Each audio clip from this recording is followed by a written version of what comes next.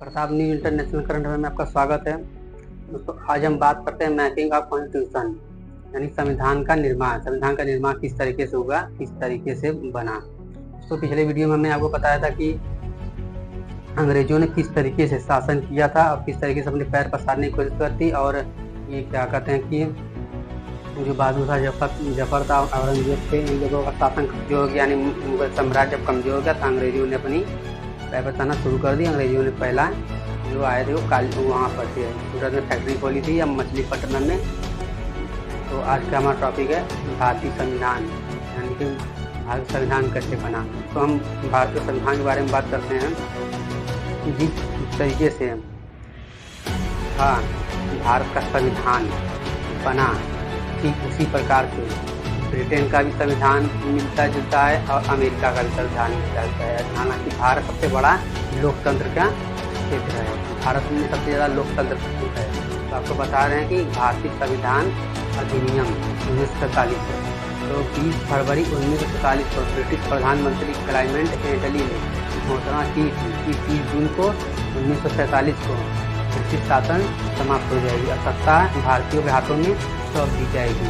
और इस घोषणा में मुस्लिम लीग ने आंदोलन किया और पाकिस्तान की मांग की कि 30 जून 1947 को लॉर्ड माउंटबेटन ने विभाजन की बात कही और मुस्लिम लीग कांग्रेस ने स्वीकार कर ली।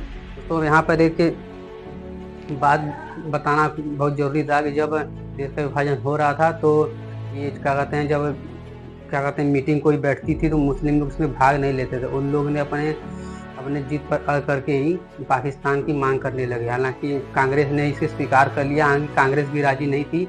वो मैं बेसिक स्टेप से बता रहा हूँ। तो जैसे आप देखेंगे वो थे अबुल कलाम आज़ाद और ये सरदार पटेल हो गए और जवाहरलाल नेहरू, इन दोनों 3 लोग थे ऐसे जो गहरी दोस्ती थी, इन लोग के कारण से हुआ। हालांकि सरदार पटेल नहीं चाहते थे, लेकिन जो अबुल कलाम आज़ाद थे वो भी नहीं चाहते थे, लेकिन ज़्यादा से ज़्यादा भारतीय यहाँ से चले गए थे पाकिस्तान। तो आज यही हमारा टॉपिक, कैसे बना भारतीय संविधान। तो संविधान का निर्माण में आज यही हम पढ़ेंगे। भारत में संविधान सभा की मांग 1934 में एम.एन. राय ने रखी थी। फिर बाद में 1935 अधिनियम में कांग्रेस ने संविधान सभा की मांग की। नेहरू की इस मांग को ब्रिटिश सरकार ने स्वीकार कर लिया। इसे अगस्त प्रस्ताव 1940 भी कहा जाता है। इस संविधान को ब्रिटिश विश्व युद्ध के बाद अपनाया गया। इस प्रस्ताव को मुस्लिम लीग ने अस्वीकार कर दिया। तो यही था कि इस प्रस्ताव, यानी कि जो अगस्त प्रस्ताव था 1942 का, तो उसे मुस्लिम लीग ने स्वीकार नहीं किया था। हालांकि जो ये थे नेहरू लोग थे, सरदार पटेल, पंडित जवाहरलाल नेहरू और दीनदयाल उपाध्याय जी सब संविधान में भाग लेते थे। आप इमेज देखेंगे, आप इस तरह की इमेज बनाया गया है।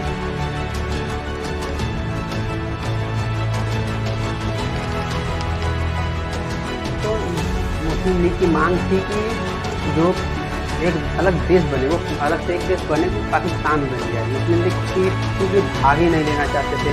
उन्होंने साफ मना कर दिया था कि जो हम लोग की सुनवाई है वो नहीं हो पाएगी। तो संविधान का गठन कैसे हुआ है आप इसमें देखेंगे।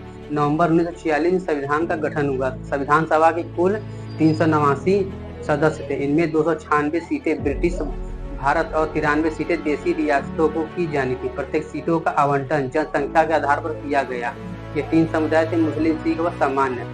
संविधान सभा का चुनाव नामांकित निकाय थी और सदस्यों का चयन अप्रत्यक्ष तरीके से सदस्यों द्वारा किया जाता था। फिर संविधान सभा के लिए चुनाव जुलाई 1946 में हुआ। इस चुनाव में भारतीय राष्ट्रीय कांग्रेस को 208 और मुस्लिम लीग को 73 और छोटे समूह को 15 सीटें मिली। हालांकि मुस्लिम लीग ने इस चुनाव से अलग निर्णय लिया। दोस्तों, यहाँ पर आया है एक नामांकित, एक अप्रत्यक्ष तरीके से। तो अप्रत्यक्ष तरीके से वो होता है कि जैसे आप वो क्या कहते हैं, जो राज्यसभा है तो उसको अप्रत्यक्ष कर से चुना जाता है, यानी कि राज्यसभा के सदस्यों को हम लोग नहीं चुनते, वो खुद क्या करती हैं, वो विधानसभा के सदस्य चुनते। ठीक उसी प्रकार से एक बैठक बनी। यहाँ पर बैठक वाली एक फोटो लगी है, आप देखेंगे कि एक बैठक बनी और उस बैठक में मुस्लिम लीग ने भाग नहीं लिया। आप देखिए आपकी इस इमेज, और यहाँ एक नामांकित होता है। नामांकित, मनोनीत, चयनित अलग अलग होता है, कभी भी इसका बता देंगे आपको। आप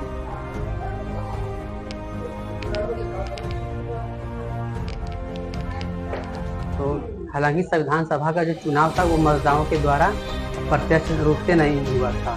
जो प्रत्यक्ष रूप से मतलब कि जैसे आप प्रधानमंत्री मोदी को आप देखेंगे तो वो प्रत्यक्ष तरीके से चुनकर, यानी कि हम लोग उन्हें वोट देकर जिताया है खुद, यानी भारतीय जनता ने दिया है, यानी कि हम भी वोट दिए हैं मोदी जी को ही, लेकिन खुद उनको मोदी जी को ही जिताया गया है प्रत्यक्ष तरीके से। अप्रत्यक्ष तरीके होता है राज्यसभा में, किसी तरीके से जो संविधान सभा की जो बैठक थी वो अप्रत्यक्ष तरीके से हुआ था। तो संविधान सभा की पहली बैठक जो हुई थी 9 दिसंबर 1946 को हुई थी, और मुस्लिम लीग इस बैठक का बहिष्कार कर दिया था और अलग पाकिस्तान की मांग की। फिर डॉक्टर सच्चिदानंद सिन्हा को सभा का अस्थायी अध्यक्ष चुना गया। बाद में डॉक्टर राजेंद्र प्रसाद सभा को अध्यक्ष निर्वाचित हुए और डॉक्टर एस मुखर्जी तथा वी.टी. कृष्णाचारी सभा के उपाध्यक्ष थे। तो एक होता है कि अध्यक्ष होता है, आप देखेंगे ओम बिरला जैसे हैं समय वो अध्यक्ष है, और जो उपाध्यक्ष कोई होगा मुझे ध्यान नहीं है, उसी तरीके से बात हो रही है। दिसंबर 1946 में नेहरू ने उद्देश्य प्रस्ताव पेश किया। इसका उद्देश्य स्वतंत्र संप्रभु गणराज्य घोषित किया, सांप्रदायिक न्याय, आर्थिक सुरक्षा, समता, विश्वास, अल्पसंख्यकों को, पिछड़े वर्गों के लिए सुरक्षा, संघ की एकता, भू क्षेत्र, समुद्र एवं वायु। जो इसका नेहरू ने एक रिपोर्ट लेकर आए थे, आप देखेंगे उद्देश्य प्रस्ताव था में समता, समृद्धता, हम भारत को संप्रभु समता राष्ट्र वो इससे शपथ लेते हैं मोदी जी ने कि हम भारत को किसी भी तरीके से भेदभाव नहीं कर, सबको समान देखा जाएगा। शपथ में जो लेते हैं आप मुख्यमंत्री लेते हैं, जैसे कोई भी होता है उस तरीके से बताया गया है। आप देखिए मैं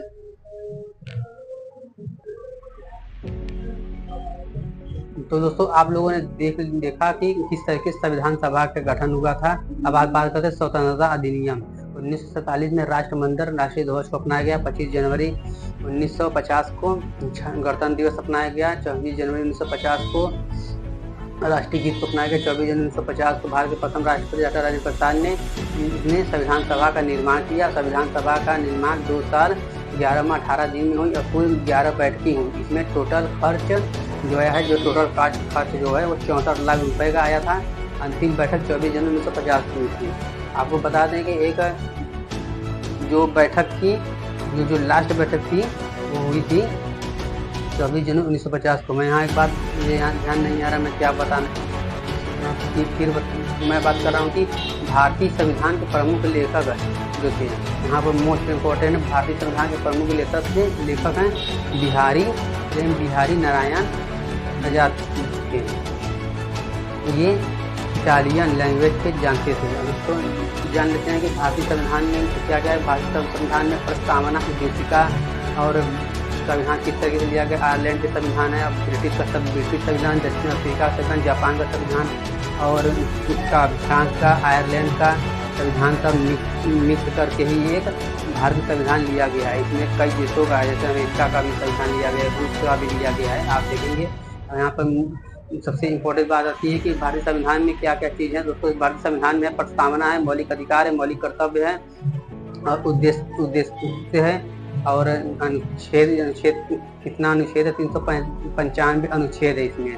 और आप देखेंगे कि जो 42वें संविधान संशोधन जिसको कई बार लोगों ने चेंज किया था, संविधान को कई बार चेंज कर चुके हैं। हालांकि इस समय 105वां संविधान संशोधन चल रहा है, क्योंकि 103 तक तो हम लोग को पता था, जब हम पढ़ते थे उसमें पता था। इस समय 105वां संविधान संशोधन चल रहा था, 395 अनुच्छेद हैं। दोस्तों आज के लिए इतना ही। आप चैनल को सब्सक्राइब कर लें और फॉलो करना ना भूलें। हम फेसबुक, इंस्टाग्राम, यूट्यूब पर तीनों पे हैं। जैसे कि इतना